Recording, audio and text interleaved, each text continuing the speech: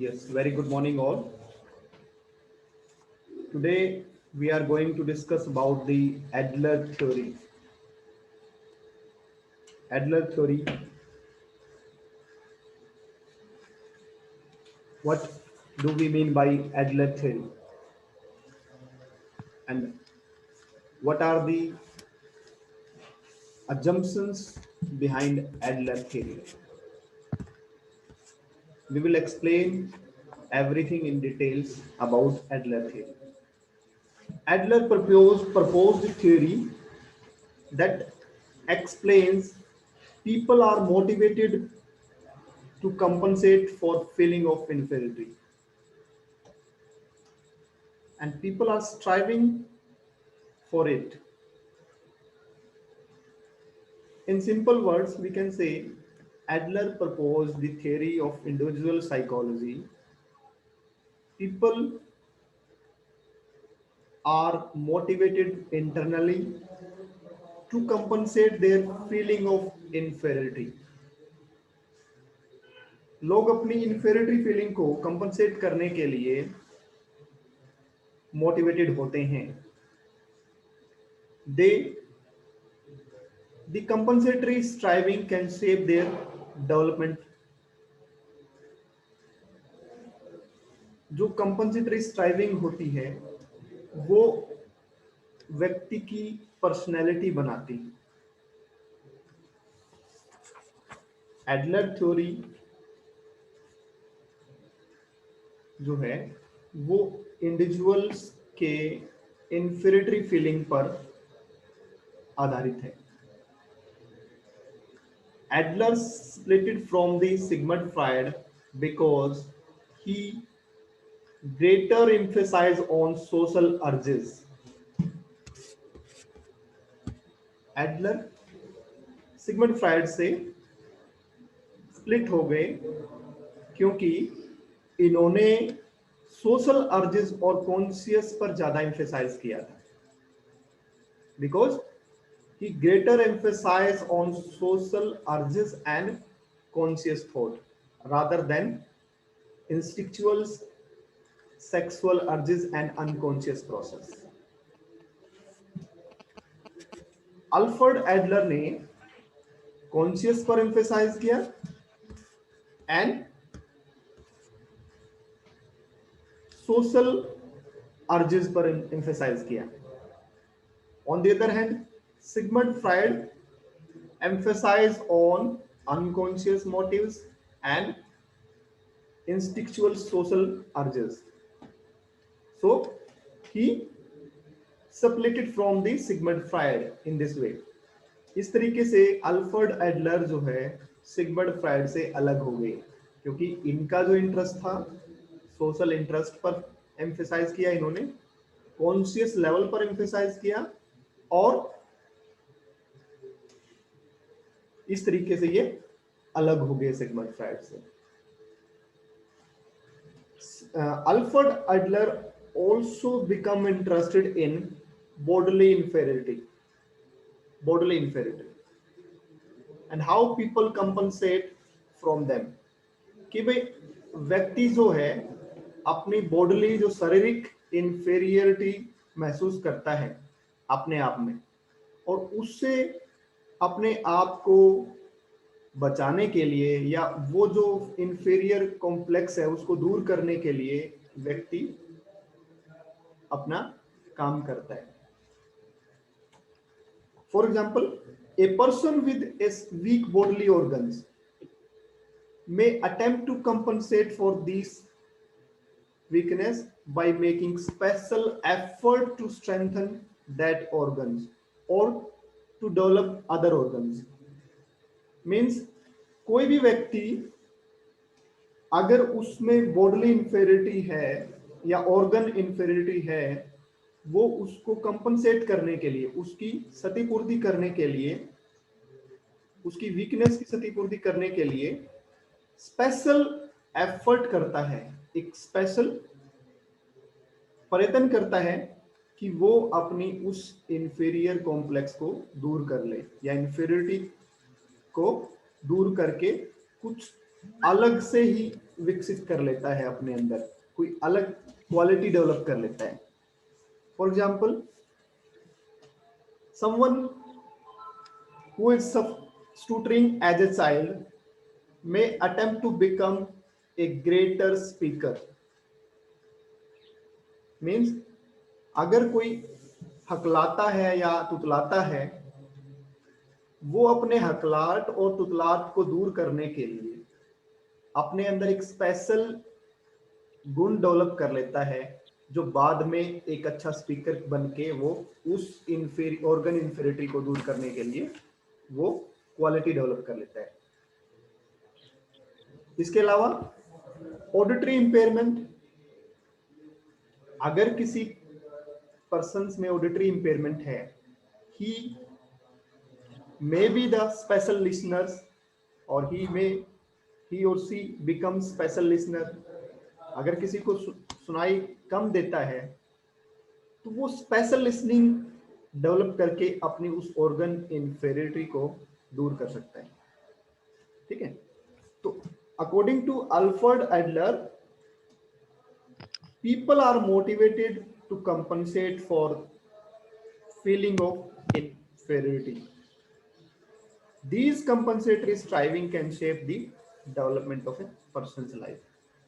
जो ये compensatory striving है, जो क्षतिपूर्ति करने के उनके प्रयत्न हैं, उन प्रयत्नों को दूर करने का वो प्रयास करता है और जो उसकी पर्सनैलिटी के डेवलपमेंट को शेप करती है। ठीक है, तो ये अल्फ्रेड एडलर के द्वारा ये इंडिविजुअल साइकोलॉजी में बताया गया है। अब आगे अल्फ्रेड एडलर ने इंडिविजुअल साइकोलॉजी में आगे क्या बताया? Alfred Adler given the theory of personality in which he incorporates social as well as biological factor. He emphasize on social as well as biological factors. Individual psychology में Alfred Adler ने social और biological factor पर emphasise किया।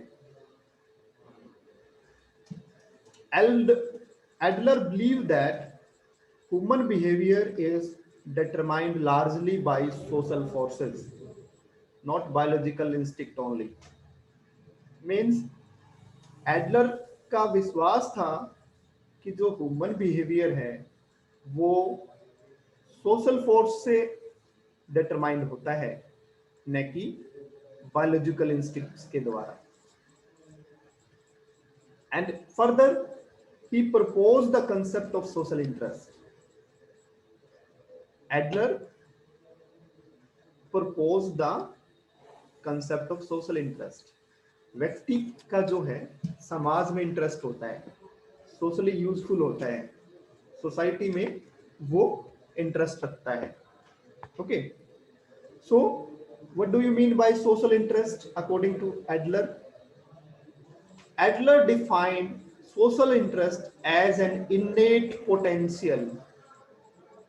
Innate biological है, जन्मजात है।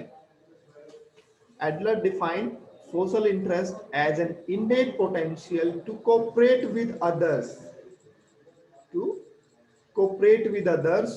to achieve personal and societal goals.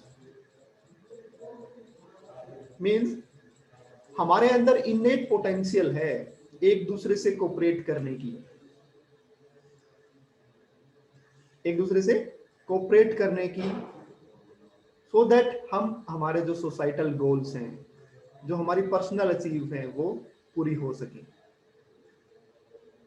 Adler के अनुसार सोशल इंटरेस्ट क्या है?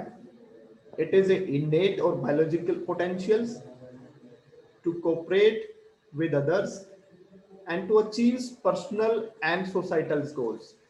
जो सामाजिक और आपके व्यक्तिगत उद्देश्य हैं, उनको पूरा करने के लिए आपके अंदर एक पोटेंशियल है आपस में कोऑपरेट करने के लिए।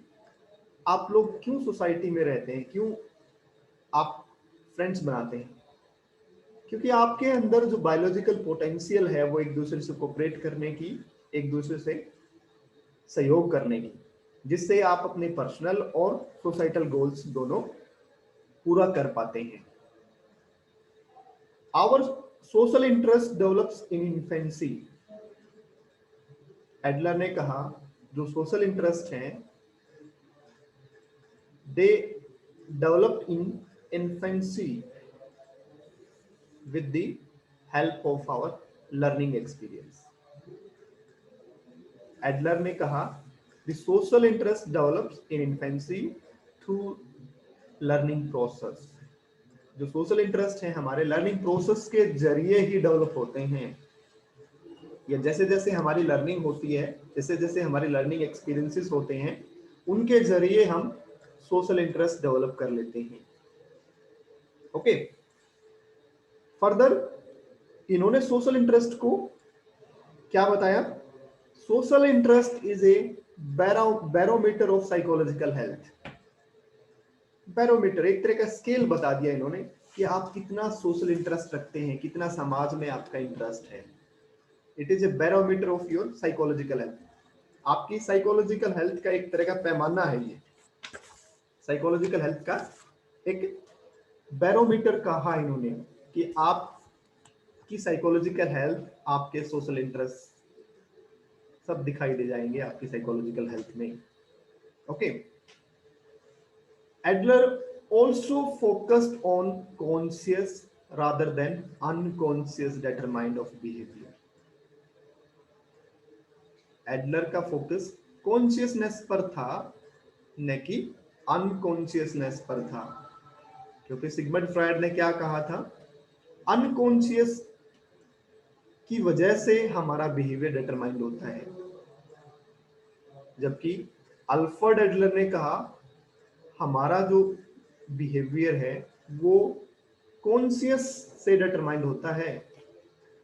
इसलिए ये सिगमंड फ्रॉइड से अलग हो गए। Okay, Adler believed we are more strongly affected by our plan for the future. Means हमारे जो प्लान होते हैं वो फ्यूचर को बनाते हैं, हमारा जो करंट बिहेवियर है वो फ्यूचर को बनाता है। कहने का मतलब ये था कि जो हमारा प्रेजेंट बिहेवियर जो है वो फ्यूचर को डिटरमाइन करता है, फ्यूचर बनाता है, या based on your present behaviour you can plan for your future. Okay, and he emphasised the unity and consistency of personality. He also pointed on innate dynamic forces that channels the personality. उन्होंने biological factor पर भी emphasise किया, dynamic forces पर भी emphasise किया, जो हमारी personality को चैनल्स करती हैं या उसको दिशा देती हैं, उसको आगे की ओर लेके जाती हैं, ठीक है, या उसको डायरेक्शंस देती हैं। इन्होंने केवल सोशल जो फोर्सेस हैं उन पर ही फोकस नहीं किया, बल्कि इननेट और जो डायनेमिक फोर्सेस हैं उन पर भी फोकस किया, उन पर भी एम्फसाइज किया कि वो भी हमारी पर्सनैलिटी को चैनलाइज कर सकती हैं, या उनका भी कंट्रीब्यूशंस होता है हमारी पर्सनैलिटी को चैनलाइज करने में, दिशा देने में, डायरेक्शंस देने में। Okay, he also talked about the inferiority feeling. Adler ने inferiority feelings के बारे में भी बताया। वो क्या है इनके हिसाब से? According to Adler, it is a motivating force in behavior.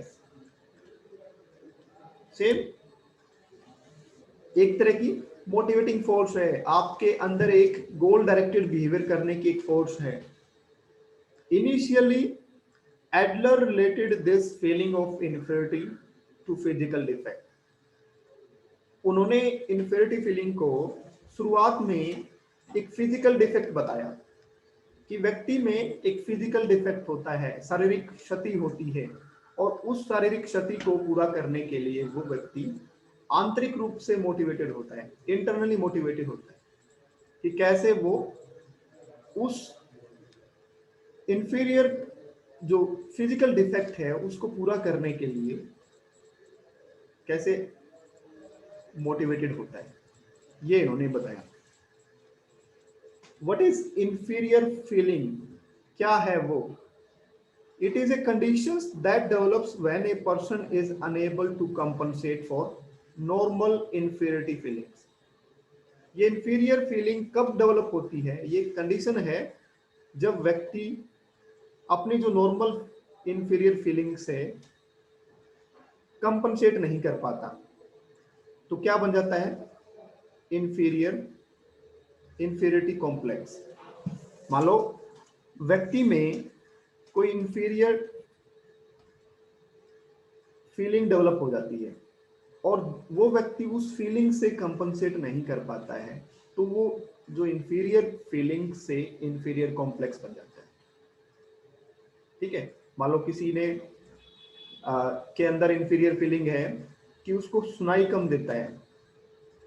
अगर वो सुनने की जो कैपेसिटी है, सुनने का जो थ्रेशोल्ड है वो कम कर देता है या सुनना ज्यादा स्टार्ट कर देता है ट्रेनिंग से या किसी पर्टिकुलर इंस्ट्रूमेंट से, तो उस व्यक्ति ने उस इंफीरियर फीलिंग को कंपनसेट कर लिया।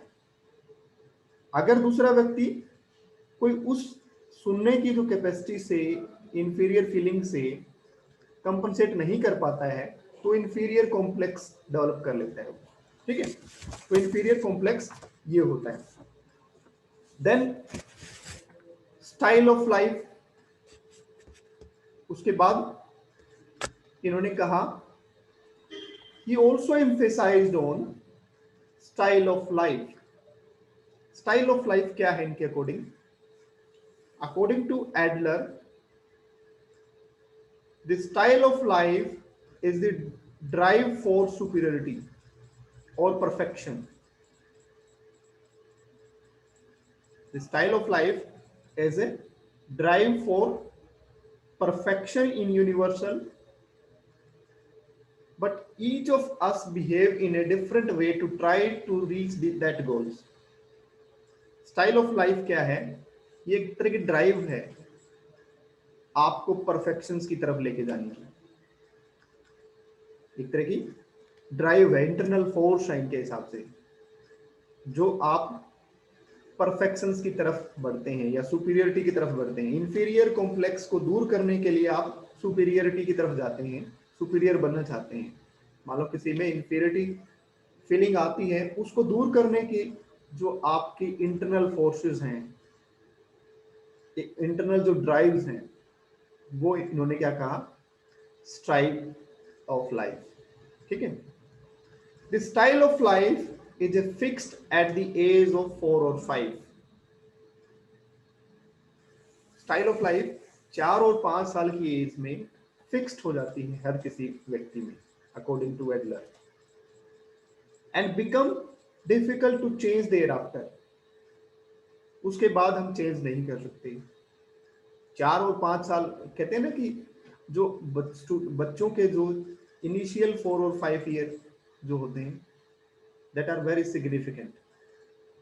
अगर किसी बच्चे की पर्सनैलिटी को आपने हेल्दी बनाना है, तो आप 4 और 5 साल की जो बच्चे की लाइफ है उसको कंप्लीट फ्रीडम दो, कंप्लीट जो पोटेंशियल्स को ग्रो करने दो। क्योंकि 4 और 5 साल की लाइफ में क्या है, बच्चे की जो पर्सनैलिटी है वो एक तरीके से स्टेबल रूप ले लेती है या स्टेबिलिटी की तरफ चली जाती है। तो इनके हिसाब से भी क्या है, जो स्टाइल ऑफ लाइफ है व्यक्ति का, वो 4 और 5 साल में फिक्स्ड हो जाता है, उसके बाद चेंज नहीं होता। 4 और 5 साल की बच्चे की जो लाइफ है उसमें स्टाइल ऑफ लाइफ फिक्स हो जाता है। इसलिए जब भी हम चिल्ड्रंस की पर्सनैलिटी के बारे में बात करते हैं, we should understand the early 4 और 5 ईयर ऑफ लाइफ। हमें 4 और 5 साल जो बच्चे की लाइफ को सिग्निफिकेंटली देखना चाहिए कि उसके 4 और 5 साल कैसे बीते हैं, उसका बचपन कैसे बीता है। अगर पेरेंट्स द्वारा बिल्कुल फ्री रखा गया है बच्चे को, डू वट एवर, वो भी एक तरह की अलग पर्सनैलिटी बनती है। अगर बिल्कुल ही डोमिनेंट पर्सनैलिटी के पेरेंट्स थे देन फिर भी पर्सनैलिटी बच्चे की डिफरेंट बनेगी, स्टाइल ऑफ लाइफ डिफरेंट बनेगा। ठीक है, तो इसीलिए साइकोलॉजिस्ट जो का बिलीव है वो इसीलिए है कि भाई हमें बच्चों की जो अर्ली लाइफ है, अर्ली चाइल्डहुड एक्सपीरियंसेस हैं 4 और 5 साल तक, वो बहुत महत्वपूर्ण माने जाते हैं। ठीक है, तो Adler also provide the framework within which all later experience are dealt with. Means he recognized the importance of early year of life. उन्होंने जो बचपन के एक्सपीरियंस हैं, बचपन के जो दिन हैं, उनको बहुत महत्वपूर्ण माना है। ठीक है, क्योंकि ये पूरी आपकी पर्सनालिटी को एक फ्रेमवर्क प्रोवाइड करती है, आपकी पूरी की पूरी पर्सनालिटी को एक दिशा देती है, एक स्टेबिलिटी देती है। ठीक है, तो स्टाइल ऑफ लाइफ व्यक्ति का 4 और 5 साल में फिक्स्ड हो जाता है। ठीक है, then Adler also emphasize on the creative self, the creative self that suggests we have the capacity to determine our own personality. Creative self जो है वो सजेस्ट करता है we have the capacity to determine our own personality in accordance with our unique style of life. हमारे अंदर जो unique style of life है हमारे, वो किसकी देन है? क्रिएटिव सेल्फ की। हर एक व्यक्ति में एक यूनिकनेस होती है। जब भी हम पर्सनैलिटी की डेफिनेशंस की बात करते हैं, इट इज यूनिक। तो वही इन्होंने क्या कहा, that is creative self which is a capacity to determines our own personality in accordance with our unique style of life. हर एक व्यक्ति का स्टाइल ऑफ लाइफ है, हर एक व्यक्ति की एक यूनिकनेस है, यूनिक स्टाइल है। आपका जो ड्रेसिंग सेंस है वो यूनिक है, different from other. You prefer something unique. आप हर एक चीज दूसरों से अलग करते हैं। आपका ईटिंग बिहेवियर भी डिफरेंट हो सकता है, यूनिक हो सकता है। आपका स्लीपिंग बिहेवियर भी डिफरेंट हो सकता है। आपका जो खेलने, आपकी जो प्रेफरेंस है खेल की, वो भी अलग हो सकती है। वो क्या है? आपके यूनिक स्टाइल ऑफ लाइफ है।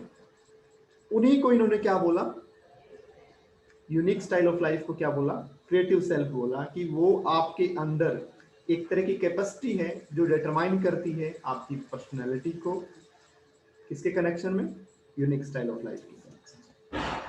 ठीक है, द क्रिएटिव सेल्फ के बारे में बात की उन्होंने। Creative self, certain abilities and experiences come to us through hereditary and environment. जो भी एक्सपीरियंस हमारे पास आते हैं, जो भी एक्सपीरियंस हम फील करते हैं या अपनी लाइफ में महसूस करते हैं, they are come from hereditary plus environment. Whatever we are experiencing, all are based on our hereditary as well as our environment. ठीक है, हेरिडिटरी एंड एनवायरनमेंट के बेस पर ही हम चीजों को एक्सपीरियंस करते हैं, चीजों को हम महसूस करते हैं।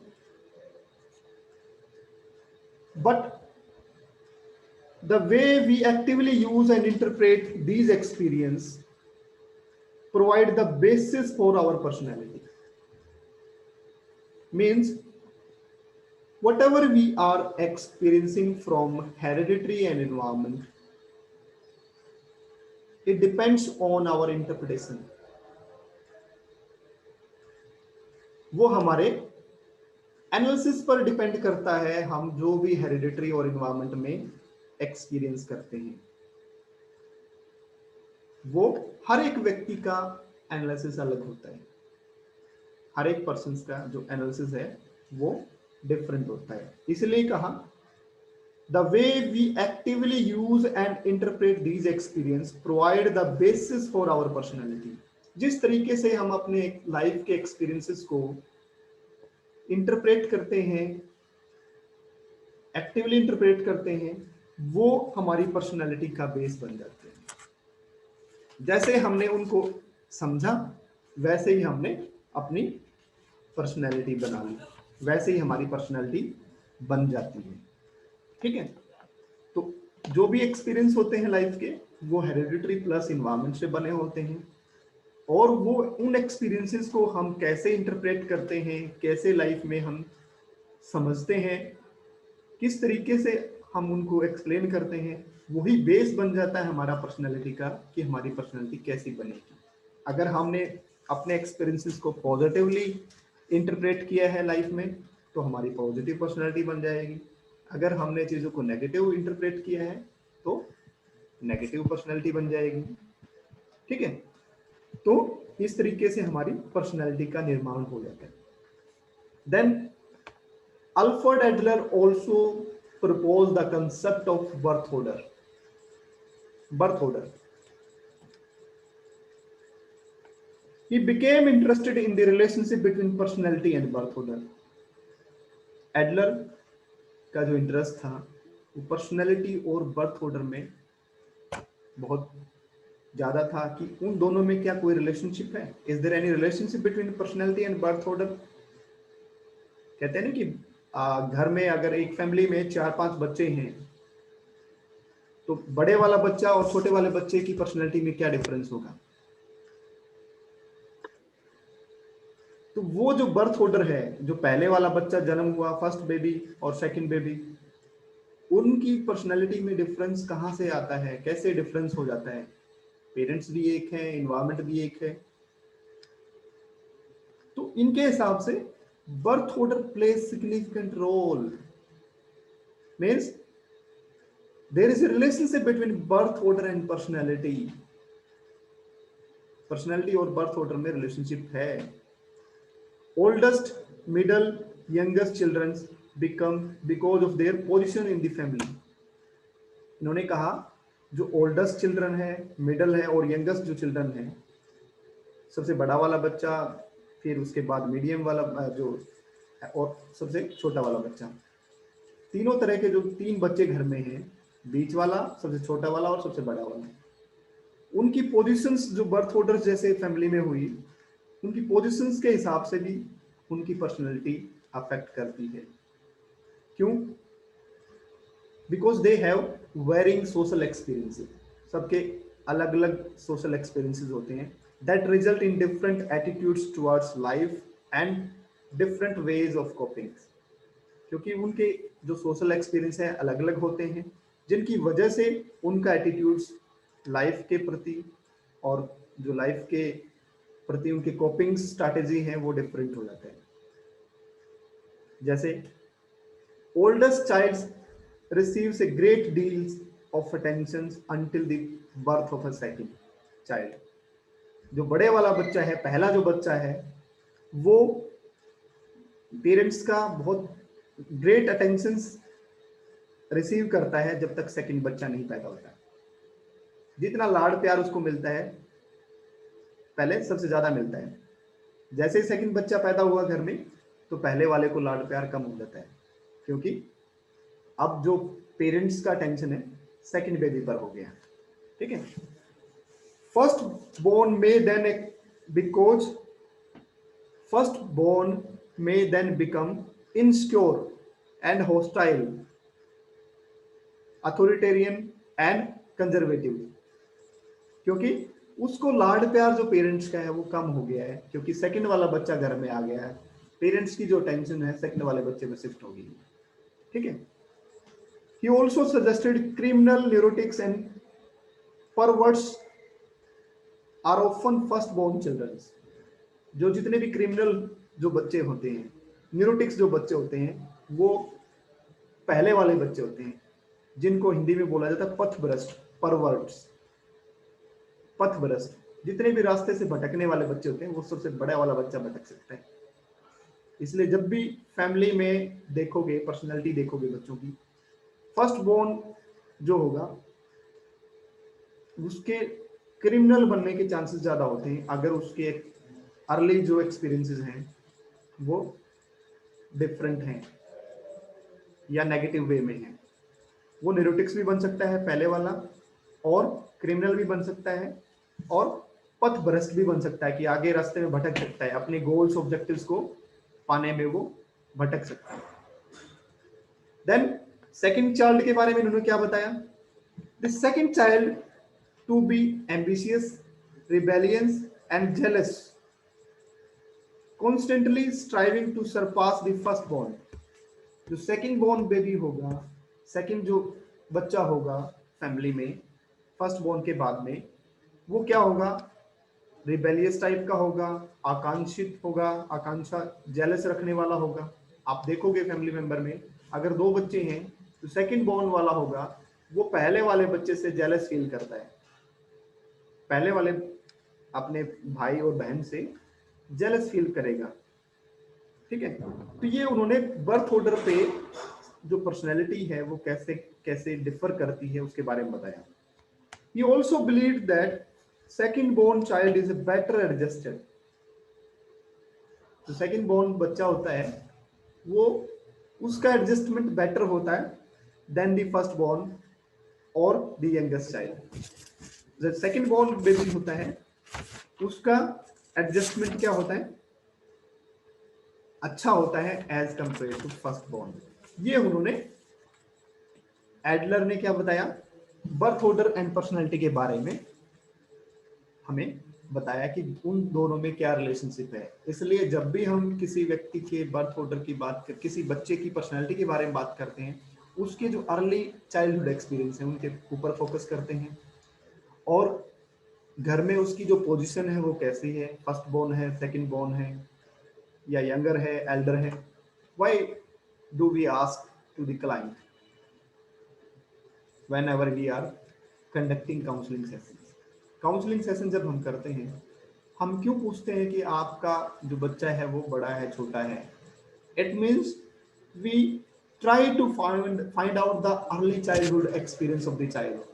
Because of early childhood he has developed this kind of personality.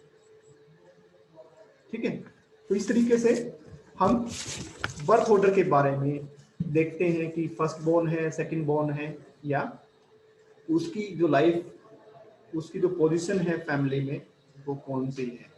Because of positions he or she may have developed developed some kind of mental illness. उन्होंने कहा कि जो फर्स्ट बोर्न है वो क्रिमिनल हो सकते हैं, न्यूरोटिक्स हो सकते हैं, पथ भ्रष्ट हो सकते हैं, परवर्ट्स जिसको बोलते हैं, और जो सेकंड बोर्न है वो एडजस्टमेंट उनका अच्छा होता है, जेलस टाइप के होते हैं। ठीक है, ये क्या है? ये उनकी लाइफ के जो एक्सपीरियंसेस थे उनकी वजह से ये सब ऐसी पर्सनैलिटी उनकी बन गई। Then the other persons also criticize the Adler's theory, or it has some criticisms. What are the criticisms of Adler psychology? Adler has several understandable concepts in his systems. कुछ ऐसे कॉन्सेप्ट हैं जो जिनको हम सही तरीके से नहीं समझ सकते। वो कौन कौन से हैं? फिक्शनल एंड फाइनलिज्म्स, क्रिएटिव पावर, ये कुछ ऐसे कॉन्सेप्ट हैं उनकी थ्योरी में जिनको हम